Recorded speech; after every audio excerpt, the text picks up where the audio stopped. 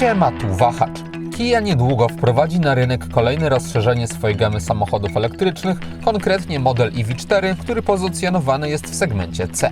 Miałem okazję spędzić z nim trochę czasu na premierowych jazdach. Zapraszam do obejrzenia, z czym w ogóle mamy do czynienia. EV4 występuje w dwóch wersjach nadwoziowych, jako hatchback stworzony tylko na rynek europejski, a także jako sedan nazwany przez Kię Fastbackiem, który jest globalną wersją tego modelu. Ja prezentować będę głównie Fastbacka mierzącego 473 cm długości i 186 cm szerokości, będącego swoją drogą dłuższym od hatchbacka o 30 cm. Jest to moim zdaniem ciekawszy wariant nadwoziowy. Nie mówię, że lepszy, bo to zależy od indywidualnych preferencji, ale bardziej nieoczywisty jak na współczesne standardy, zwłaszcza jeśli weźmiemy pod uwagę projekt tyłu, który jest dziwny. Trudno jest mi go nazwać ładnym, ale ma w sobie coś takiego intrygującego, że trudno też jest mi go traktować jako brzydkiego. Fakt jednak zostaje, że dodatkowa porcja nadwozia za tylną osią sprawiła, że do dyspozycji dostaje się naprawdę duży bagażnik. Ma on katalogowo 490 litrów, chociaż zdaje się być większy patrząc na żywo. Otwór jak na sedana przystało powalający nie jest, ale za nim występuje solidna przestrzeń. Hatchback dla porównania ma pojemność kufra 435 litrów i prezentuje się on tak. Obie wersje nadwoziowe mają taki sam rozstaw osi 282 cm, zatem ilość miejsca na tylnej kanapie jest zbliżona. Ja siadając przy przednim fotelu ustawionym pod siebie miałem jeszcze dużo wolnej przestrzeni na nogi, ale w fastbacku nad głową już zapasu nie miałem. Nie tak, abym musiał się nieprzyjemnie garbić, po prostu nie jakoś mocno prostować, dla mnie do przeżycia. Na nagraniach pokazuję topową wersję GT Line, która ingeruje w kształt zderzaków, a także wprowadza połyskujące czarne elementy na nich oraz na nadkolach, zamiast matowych z innych odmian. Mamy w niej także dedykowane 19-calowe felgi. Ogólnie samochód wpisuje się w trendy stylistyczne nowych modeli Kii, czyli jest dosyć kanciasty i specyficzny, ale na pewno wyróżnia się na ulicy. We wnętrzu także mamy projekt, który znaleźć można w innych modelach tego producenta, oparty o dosyć proste i poziome linie. Wygląda to moim zdaniem schludnie. Tym bardziej, że dostajemy dobrą jakość wykonania z materiałami miękkimi o przyjemnej dla oka fakturze w najbardziej eksponowanych miejscach, bez żadnych tandetnych, np. połyskujących wstawek. Brak eksperymentów Kii we wnętrzu przełożył się także na pozostawienie ergonomii obsługi na dobrym poziomie. Wnętrze oparte jest o 3 ekrany, na lewym 12,3 cala są zegary z przejrzystym wyświetlaniem najważniejszych informacji, ale jak na w pełni elektroniczne rozwiązanie też dosyć biednymi możliwościami konfiguracji, bo jedynie na środku można przełączać rzeczy, a po bokach wskazania są stałe, nie można też wyświetlić chociażby mapy. Sterowanie zegarami odbywa się z kierownicy, mamy tam też przyciski odpowiadające za system audio i asystentów bezpieczeństwa, nie mam zastrzeżeń do tego rozwiązania. Środkowym ekranem jest mniejszy, dedykowany panelowi klimatyzacji. Jest on często niestety zasłaniany przez kierownicę, ale ma wszystkie niezbędne kontrolki na wierzchu i jest też znacznie lepszym pomysłem, niż gdyby panel klimy zaszyty był gdzieś w menu. No i też warto wspomnieć, że podstawowe parametry jak temperaturę czy siłę nawiewu zmieniać można przy pomocy fizycznych przełączników, więc jest wygodnie. Z prawej strony mamy znowu ekran 12,3 cala od systemu inforozrywki.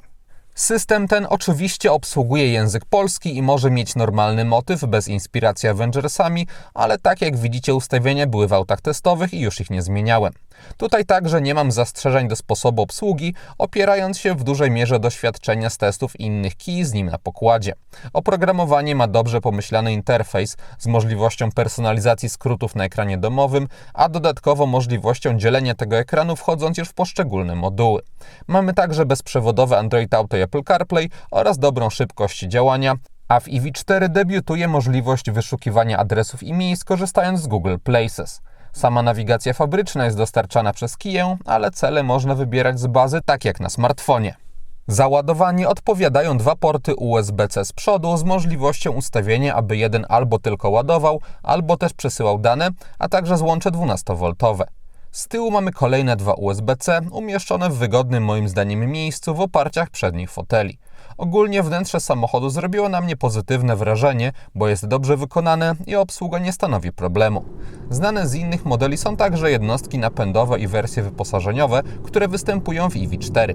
Zaczynając od napędu, to mamy dwa warianty różnicowane pojemnością akumulatorów. Bazowo mają one 58,3 kWh, a za dopłatą 20 000 zł mogą mieć 81,4 kWh. Według WLTP ma to zapewnić zasięg odpowiednio do 440 albo 625 km. W trasie testowej nie miałem jak tego zweryfikować, bo była ona zbyt krótka, ale samochód z większymi akumulatorami pokazywał na pełno okolice deklarowanego zasięgu, a jadąc płynnie z prędkościami 80-100 km na godzinę, zużycie energii z kilkudziesięciu kilometrów oscylowało wokół 13 kWh. W innych warunkach nie będę zgadywał. W każdym razie Kia chwali się, że EV4 zapewniać ma rekordowy zasięg w swojej klasie. Akumulatory wpływają też na szybkość ładowania i wynosi ona 101 albo 128 kW, czyli nie są to wartości powalające jak na współczesne standardy, chociaż też patrząc na naszą infrastrukturę, to wciąż wystarczające, aby maksimum często z niej wyciągnąć. Tutaj producent stara się ten fakt skompensować zasięgiem, aby auta po prostu nie trzeba było zbyt często ładować. W każdym razie prądem stałym przez złącze CCS od 10 do 80% czas ładowania wynieść ma 29 minut przy mniejszych akumulatorach i 31 minut przy większych. EV4 wspiera też ładowanie prądem zmiennym i wtedy moc to zawsze 10,5 kW. Moc silnika jest także zawsze identyczna i wynosi 204 konie mechaniczne. Na domyślnych, normalnych ustawieniach nie czuje się tego aż tak bardzo ze względu na nieprzesadnie wyczulony pedał gazu, tylko działający bardziej płynnie.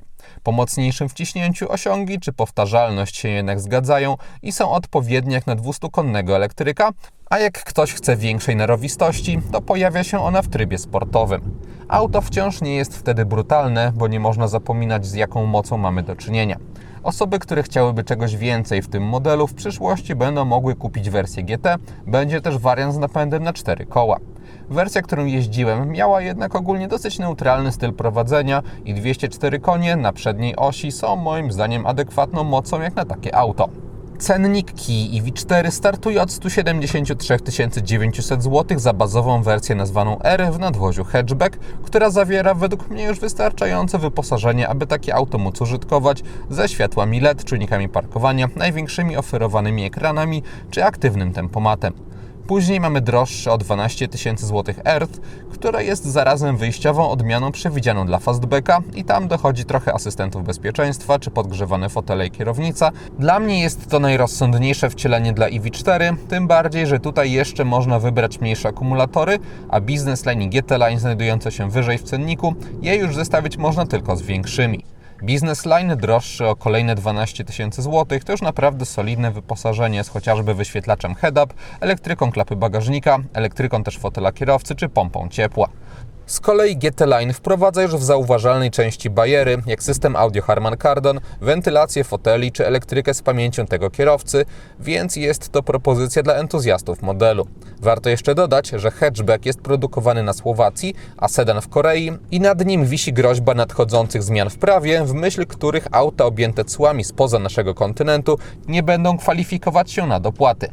EV4 pojawi się w salonach w nadchodzących tygodniach, a gdyby ktoś potrzebował niezbyt dużego elektryka od Kii tu i teraz, to opcją jest także trochę mniejsze EV3, które w bardziej podstawowej wersji można mieć za około 170 000 zł albo za 1911 zł miesięcznie w wynajmie długoterminowym w ofercie partnera Wahacz TV firmy Carlis Polska.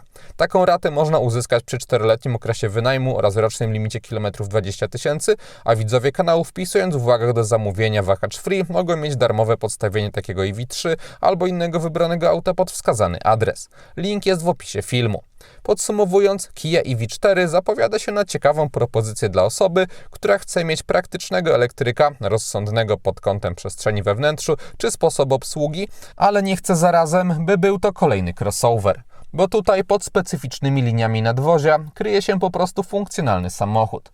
Patrząc na różnice cenowe, większe szanse na naszym rynku widzę dla hatchbacka, ale fastback to ciekawe uzupełnienie oferty. Całościowo EV4 niczym specjalnie mnie nie zaskoczyło i uważam to za zaletę, bo auta z segmentu C nie do tego zostały stworzone, a ze zdroworozsądkowego punktu widzenia propozycja Kii zapowiada się porządnie. I to wszystko, co przygotowałem o Kii EV4. Dziękuję za uwagę i mam nadzieję, że premierowy film o niej się spodobał. Jeśli tak było, zachęcam do dania mu łapki w górę, będzie mi z tego powodu bardzo miło, a jeśli ktoś nie ma, zapraszam również do subskrypcji kanału, ponieważ kolejne materiały na Wahacz TV pojawią się już wkrótce. Na razie!